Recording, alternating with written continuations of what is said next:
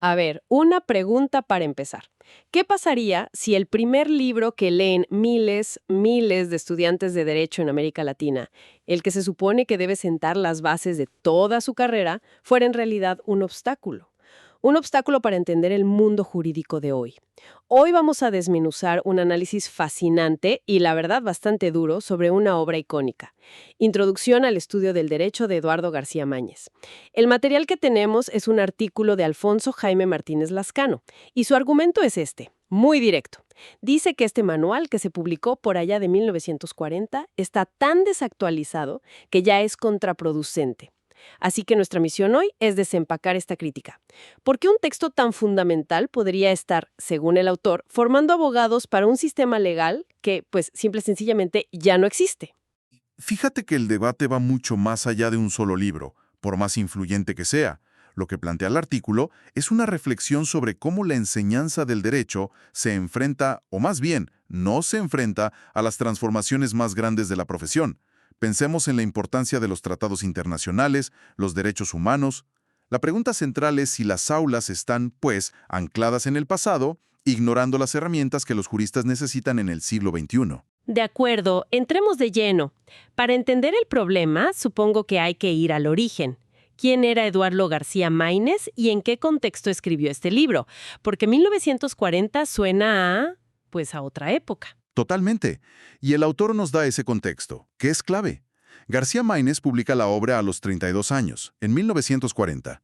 Acababa de regresar de estudiar filosofía y derecho en Berlín y Viena entre el 32 y el 33. Ah, ok. Y esto es crucial. El libro es un reflejo de la filosofía jurídica europea de entreguerras. Está lleno de categorías metafísicas, de debates abstractos, conceptos que hoy son el centro del derecho, como los derechos humanos o el control de convencionalidad, pues simplemente no estaban en el panorama de esa época. Entiendo. Por eso el manual describe un derecho muy estatalista, cerrado en sí mismo, anterior a la Declaración Universal de los Derechos Humanos de 1948, y a toda la arquitectura jurídica internacional que se construyó después de la Segunda Guerra Mundial. La ausencia de estos temas no es un descuido, es un reflejo de su tiempo. Aquí es donde se pone muy interesante. El artículo afirma que el libro obliga a los estudiantes a pensar en entidades no tangibles. Usa conceptos como género próximo, diferencia específica, unilateralidad, bilateralidad. Son clasificaciones muy filosóficas que no parecen tener un anclaje en la práctica. Exacto. Y esto tiene un efecto pedagógico muy concreto que el autor llama agotamiento cognitivo. Se satura al estudiante con distinciones filosóficas complejísimas antes de enseñarle a analizar un caso real. O sea, se cansan antes de empezar. Justo. El resultado es que, en lugar de aprender a razonar jurídicamente, el estudiante se dedica a memorizar. A memorizar definiciones que, la verdad, no sabe cómo aplicar. De hecho, el texto señala una ausencia total de elementos prácticos. Dice que no hay análisis de casos ni de decisiones judiciales, no se plantean problemas jurídicos concretos, es un aprendizaje en el vacío, completamente teórico. En el vacío. Es la palabra perfecta. Es aprender a clasificar nubes sin haber visto nunca el cielo. Entonces, ¿qué significa todo esto en la práctica? El artículo subraya una desconexión brutal con el derecho vigente, sobre todo en países como México después de su reforma constitucional de 2011. Por ejemplo, el manual de García Máinez no menciona los tratados internacionales como fuente formal de derecho. Y si conectamos esto con el panorama de hoy, esa omisión es crítica. Hoy, el artículo primero de la Constitución mexicana establece que los derechos humanos de los tratados internacionales son parte del orden jurídico supremo.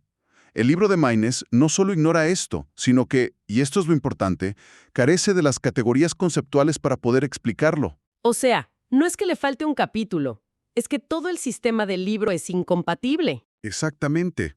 Es incompatible en su fondo. El manual no puede explicar el control de convencionalidad, que obliga a todas las autoridades a aplicar el derecho interno de acuerdo con los tratados internacionales. No es que el libro esté un poquito desactualizado, es que su modelo de un derecho cerrado y estatalista es fundamentalmente opuesto a cómo funciona el derecho contemporáneo. Híjole, el análisis habla de un impacto muy real, la formación de operadores jurídicos descontextualizados. ¿Esto suena? Pues suena bastante grave. Y lo es.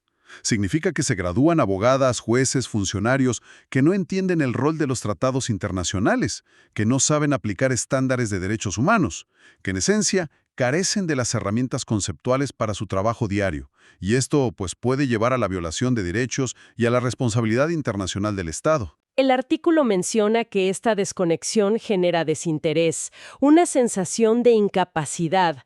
No le encuentran sentido práctico a lo que están memorizando. Por supuesto. Y esto puede llevar al abandono de los estudios, o peor, a un cinismo donde piensan que la teoría es una cosa y la práctica es otra completamente distinta y que no tienen nada que ver. Si el libro es el problema, ¿cuál es la solución que se propone? Porque no puede ser solo dejar de usarlo, ¿o sí? La propuesta es un giro de 180 grados. En lugar de empezar por la metafísica, empezar por el contexto.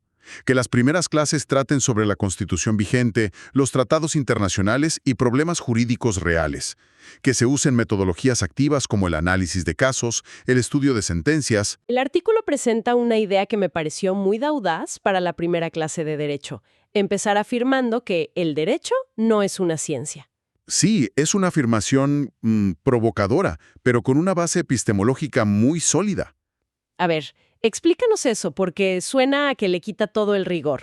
Bueno, es que el derecho no usa el método científico para producir resultados que sean replicables. El derecho usa la ciencia, claro, la medicina forense, la estadística, etc., pero su método es interpretativo. Mientras la ciencia busca describir hechos, el derecho los califica y les asigna consecuencias. Entiendo la diferencia. Entonces, reconocer esto desde el primer día libera al estudiante del formalismo. Le permite entender que el derecho es una práctica de argumentación, de interpretación, no un sistema de verdades absolutas. Lo prepara para el mundo real, donde los abogados argumentan y los jueces deciden. En resumen, hemos explorado cómo una obra clásica y fundamental en la enseñanza jurídica, Introducción al estudio del derecho, puede representar una visión del mundo legal de 1940.